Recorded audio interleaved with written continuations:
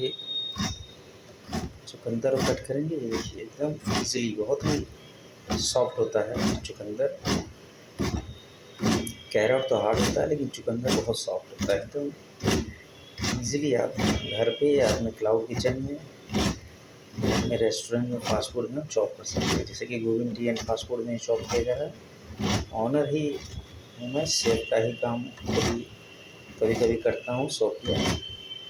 और भी chef cook लगे रहते हैं, लेकिन अपनी जो स्किल है इसको बराबर चेक करने के लिए हम लोग अपने काम को खुद से भी करते रहते हैं।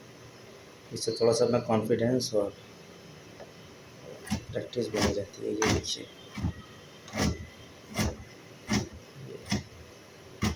इसको फिर से चॉप कर सकते हैं। अगर महीन करना है ऐसे देखिए चॉप,